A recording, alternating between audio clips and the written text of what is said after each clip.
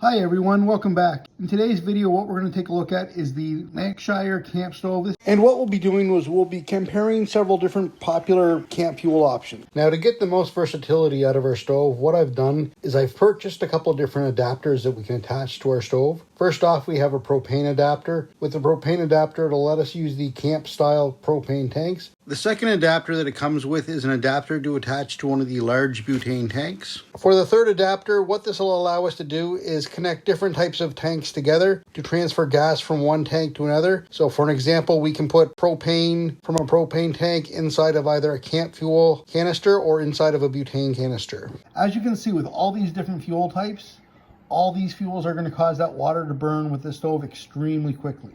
This is a popular choice for any backpackers, preppers, anyone who's into camping. Take a look at what one of these fuels did to my windscreen. Now I want to hear from you. Which fuel type you think melted the windscreen in the comments down below. In all of our tests, what we're going to do is we're going to turn the stove on as low as we can, light it up, put a pot on top, add 1 cup of water, and then turn the stove all the way up to see how fast you boil that water. What we're going to look at is going to be propane.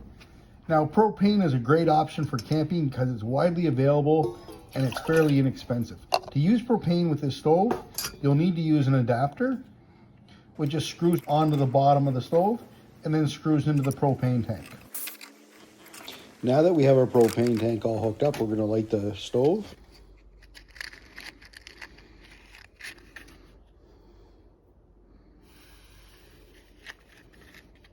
Now that the stove is lit, we'll put our cup of water onto the stove.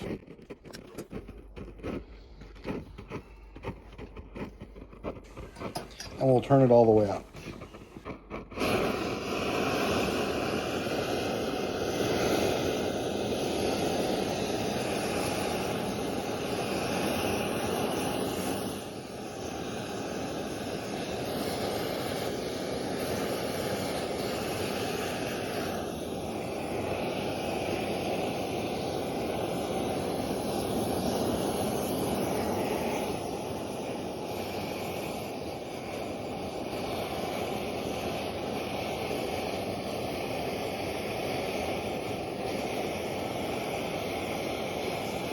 Since our test is done, we'll dump the water out. To unhook our propane bottle, all we need to do is grab the bottle, unscrew it off the adapter, and then unscrew the adapter.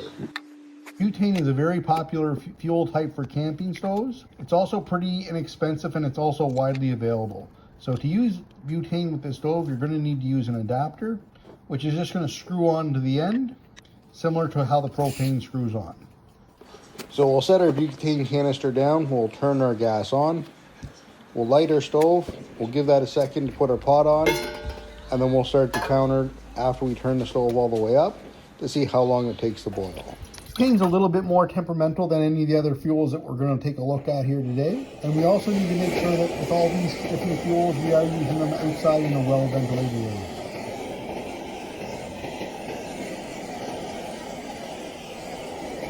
Down in the links below, what I'll do is I'll include a link to the windscreen, the stove, and the adapter.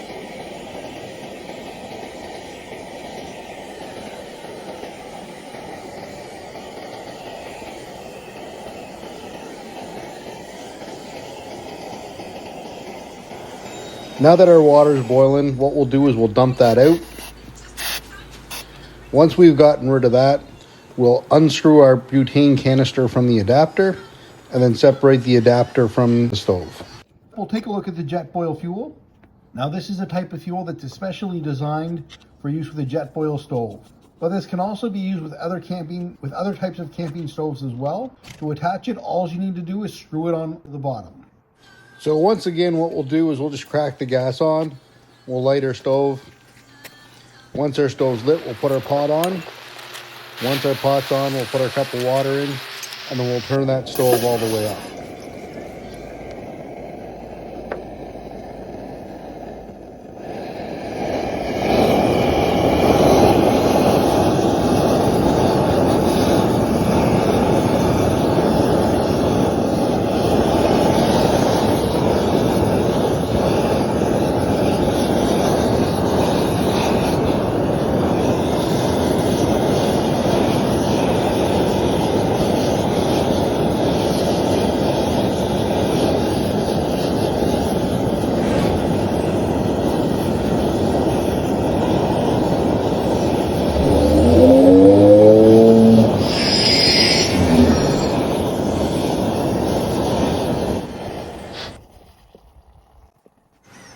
Now, it's definitely not the windscreen's fault that it melted.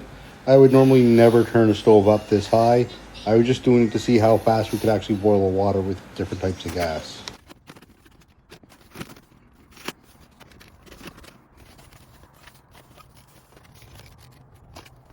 What I'm going to do to fix the windscreen is I'm going to take my pliers, pull the pin out that's holding the sections together, and remove the two damaged sections, and then reattach the rest of it back together. This will make my windscreen a little bit smaller, but it's going to make sure that it's going to be usable going forward still. Since you've stuck around to the end of the video, if you click on the link right here, this is going to take you to another video of the exact same stove using gasoline. I'll probably do some additional tests a little later on, comparing different types of liquid fuels that you can use inside that stove. If you're interested in seeing that, leave a comment down below.